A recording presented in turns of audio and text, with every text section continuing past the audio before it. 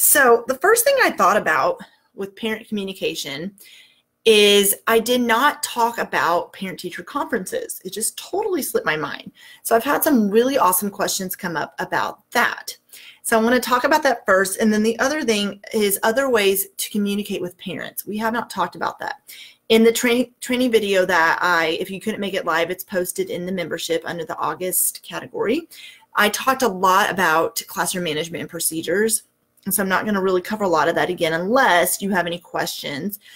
Please comment, and I will always answer questions right away. Well, maybe not right away, but I will get to you, I promise. You can also, this Facebook group is a lot more lax. Is that a word? Relaxed? We'll say relaxed. Than, like my other Facebook group I run. That's for basically any music teacher. This one, you guys, you're allowed to post whatever you want. I mean, with discretion. But seriously, feel free to ask questions, post comments, post things you're working on, share videos that your students are doing, share the lessons you're teaching that you've maybe gotten from the membership or not. Tell us things you're struggling with. And everybody in here, I want you to be able to support each other and to really get to know each other, but also to get the support that you need. And that was a lot of reason I wanted to start this specific Facebook group, was because I feel like it's one thing to just get resources you need, but it's another to get to know others who can also support you in that way as well. So today, let's talk about parent communication, parent-teacher conferences. Now, this is something that usually comes around twice a year, once in the fall, once in the spring, unless there's some other conference that's called for behavior reasons or for, like I have a son, my own child, who has an IEP at school, those kind of conferences that come up throughout the school year. But most of the time, it's just 2 parent-teacher conferences a year. And so the music teacher's role, a lot of times it depends on your school and your principal. Now, I have sat in parent-teacher conferences, and there has been times where they just had me help out at like a sign-in table, or have just had me there just in case parents needed to come by to ask questions. Or there's been times they've asked me to wait in the hallway to whatever, hand out, I don't know. It really does depend on your school, what they need from you, and then you as the teacher. So I was at, a smaller school with just 2 grades per class. 2 classes per grade. Wow. And so I would honestly base a lot of my conferences were based either on behavior issues I was having, or those that had really good musical ability and I wanted to sit in the conference and tell their parents something good they were doing. I taught at a very rough school, and so a lot of times these parents are just hearing all the negative about their kids, and there wasn't a lot of positive they were hearing. So I'm not trying to undermine the classroom teacher by any means. It wasn't like, oh, well, they're doing awful in here, well, guess what they're doing in music. And it wasn't the way I went about it at all. But I did sit in there, and if I noticed there's this child who maybe their parent didn't know that they had a natural musical ability, maybe this is the child who is struggling in other areas, maybe this is the child who is always in trouble, I tried to make an effort to really go to that conference to be like, let the teacher talk first, of course.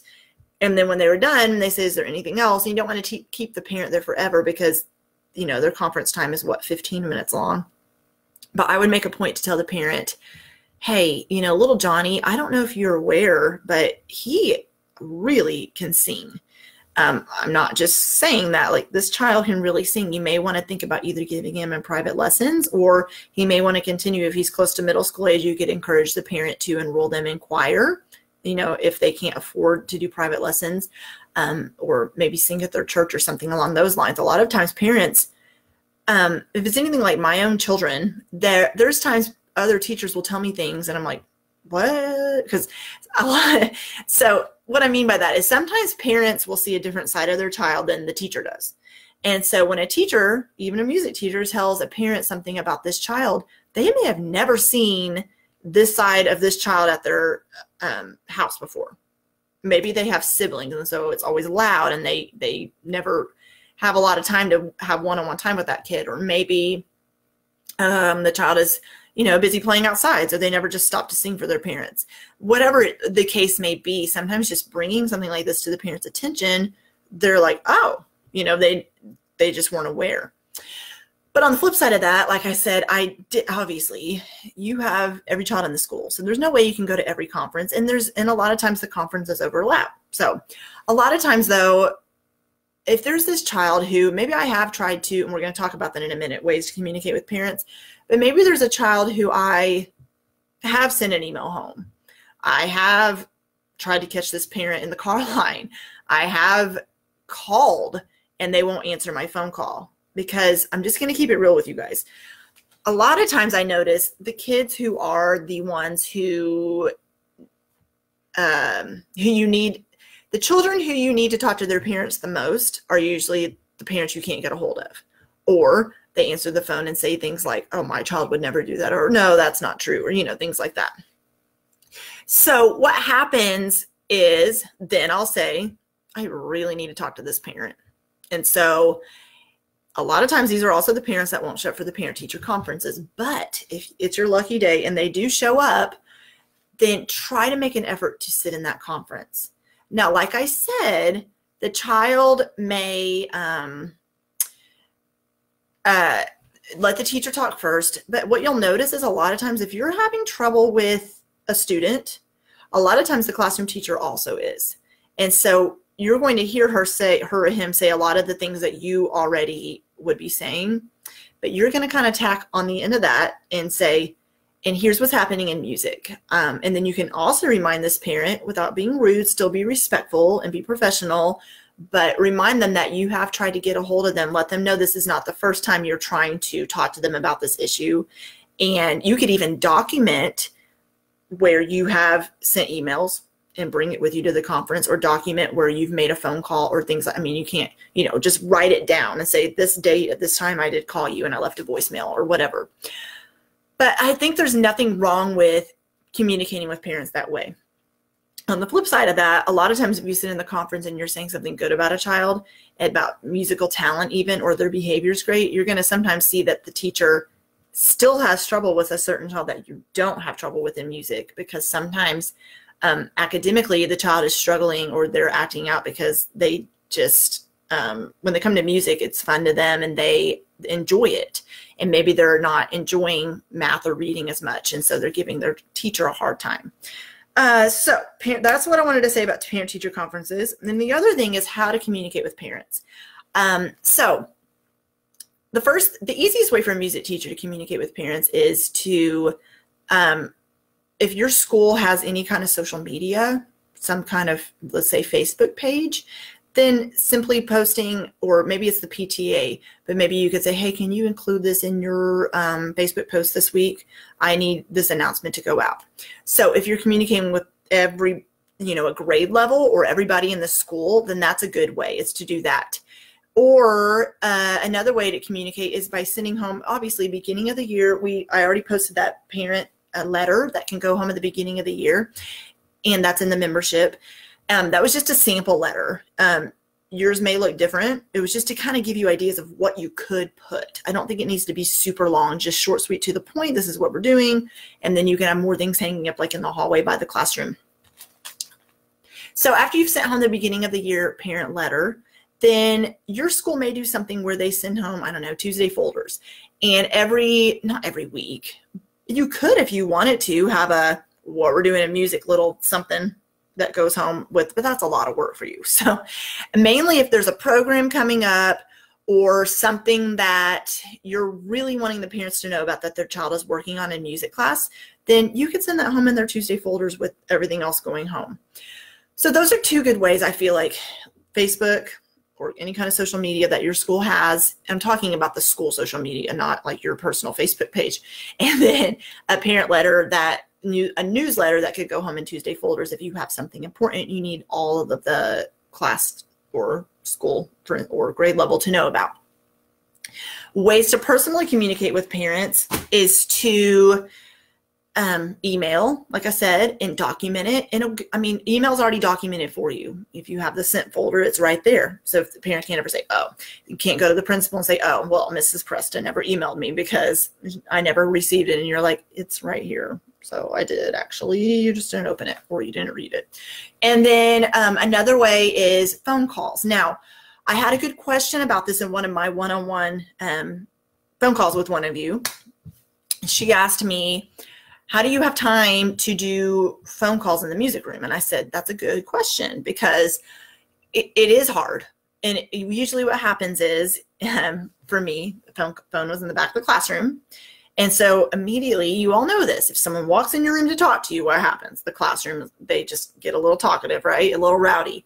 Or if you have to stop class for any reason, everybody else immediately is like, right? And so with phone calls, it's very rare that I need to do that. But when you do, first of all, you tell the class, you're not embarrassing the child you're calling home about, right? But you tell the rest of the class, here's what I want you to do while I do this, okay? Maybe you have something on the board, maybe a dry erase board. You wrote out a rhythm, or there's a certain song you're working on that's up there, or turn the smart board on and maybe they can just clap the rhythm to a song quietly. You know, I sometimes tell them to use finger rhythm sticks where it's not making any sound, or something easy that they can do while you're on the phone, where you don't have to keep turning around 8 times to tell them to quit, right? So think of ideas. Another good idea is you could have like quiet Simon Says, you know, where one child's standing up there, maybe you can make it musical and they're just all having to mimic what the child's doing, but quietly, okay? And now the phone call is not going to take forever, but I noticed when I would try to make a phone call to a parent, and first of all, I don't like to interrupt class time. You don't see your students very much. So when I say make a phone call, I mean, it's very rare, but you're going to have this child who every time they're coming to class, they're trying your patience. They're really not being very obedient, and they're not being respectful. And you have tried every classroom management and procedure in the book, and it's not working. It's time to let a parent know, because you're the teacher and it's still your classroom. And you may have a parent that go, well, it's just music. No, it's not just music. I'm still a teacher and they're going to do what they need to do in here. So you have all the rest of the class doing something, right? So when you get on the phone, I had someone say, one of you in the membership asked me, well, what do you say? What do you say on a parent phone call? Well, what you say is you just introduce yourself. Maybe they don't even know you. Maybe, like I said, this is a parent who has never come to the school before. Maybe they don't even know their child's classroom teacher. So don't just assume they know who you are.